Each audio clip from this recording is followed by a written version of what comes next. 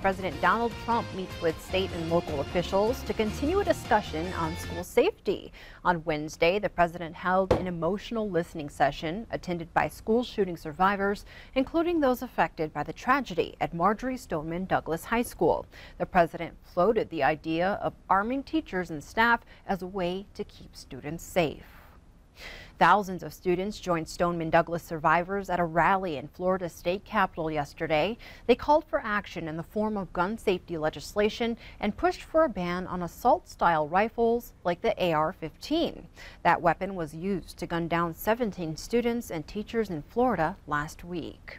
Here in Billings, there will be extra patrol at high schools throughout the district today after an apparent threat on social media. The post threatens shooting at SHS, but school district officials say it does not appear valid. It's actually gone viral across the country because SHS are common high school initials. But to err on the side of caution, School District 2 Superintendent Terry Bouck says there will be increased patrols today.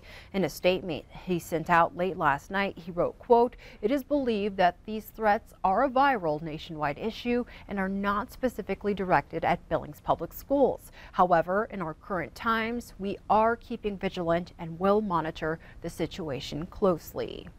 Meanwhile, Helena School District administrators are investigating a Capitol High student over a social media video in which he displayed a gun. But for now, they say they don't believe the video was a direct threat.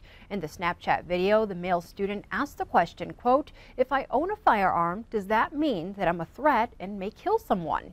Administrators learned about the video and took the student out of school.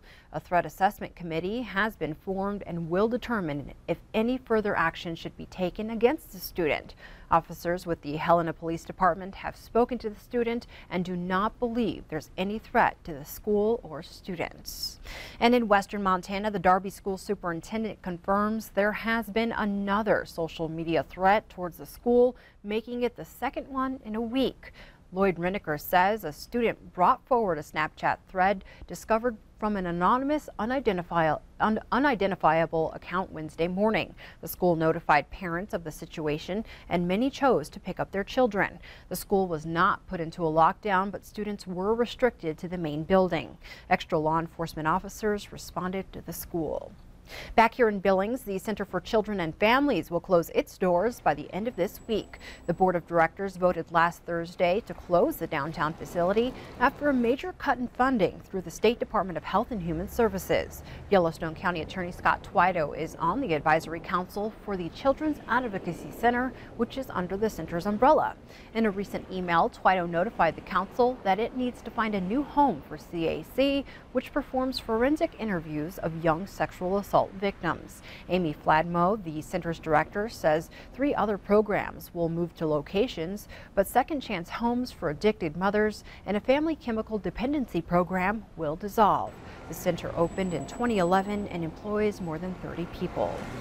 Turning to court news, after learning a former Billings Police Department employee tampered with dozens of criminal drug cases, the Yellowstone County Attorney is moving forward. District Attorney Scott Twido met with the Public Defender's Office to work out the details of evidence theft. The drugs were taken from 138 cases, and while that impacts 134 suspects or defendants, Twido says that doesn't mean they will all get a clean slate. Many of the cases involve multiple charges. For instance, a defendant charged with drug possession and assault can still be held in custody and tried for the assault charge. However, around 40 cases are being dropped because of evidence thefts. The evidence was allegedly stolen by 38-year-old Rollin Strizich, who worked as an evidence technician. She admitted to stealing hundreds of opioids from evidence since July of 2017, but Twido says his office knows how to deal with setbacks and unforeseen changes and will power forward. That is a disappointment, but the criminal justice system has to continue on, and we have to do the right thing. If we can't prove the case because we can't establish the chain of custody because that evidence is gone, we need to, in a lot of cases, dismiss the case. I mean, it sort of adds to my attorney's workload, if I could say to that, because they've got to double check this. They've got to go through things that maybe they might have taken for granted because the system generally works. And Strizich is not in custody and has yet to be charged, but Twido anticipates charges. Now we go to Yellowstone National Park, where an investigation reveals the Illinois man who fell to his death in the park last year was hunting for treasure.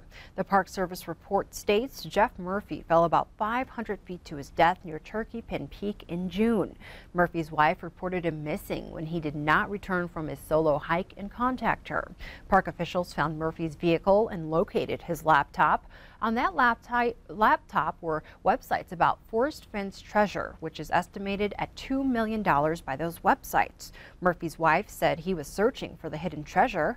Search teams eventually found Murphy's body. The autopsy revealed he died from blunt force trauma. A New Mexico newspaper reports Murphy is the third person to die while searching for that treasure. From the MSUB campus now, the second of 4 candidates vying to become chancellor at the university had his day on campus Wednesday. Dr. Dan Edelman is currently Executive Vice President of Administration and Chief Financial Officer at the University of North Texas at Dallas. He's a veteran and holds a doctorate in math education.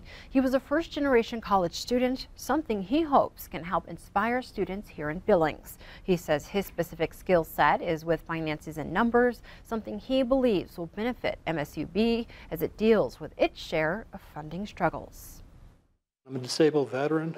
I came to school. I wasn't prepared for school. I'm first generation college. I know what it's like to struggle. I know what it's like to have resources and walk by the resources and not utilize them. So I know as an administrator I need to be proactive to get the resources to the students to make sure that we have a better retention rate here. 2 more chancellor candidates will have the opportunity this week to spend the day with school staff and members of the community. Today, Dr. Susan Elrod from the University of Wisconsin-Whitewater will visit, and Friday it's Dr. Ron Larson's turn. Larson has served as the school's interim chancellor for the past year. And wrapping up our news this morning, the Nova Center for Performing Arts is asking for the community's help in tracking down a stolen quilt. Following the run of the Quilters production, a handmade heirloom quilt donated to help raise funds for the nonprofit was taken. For the Nova, the theft is disappointing on several levels. The king-size quilt has a log cabin design and came with shams. Anyone with any information on the missing quilt is asked to contact Nova at 591-9535. That does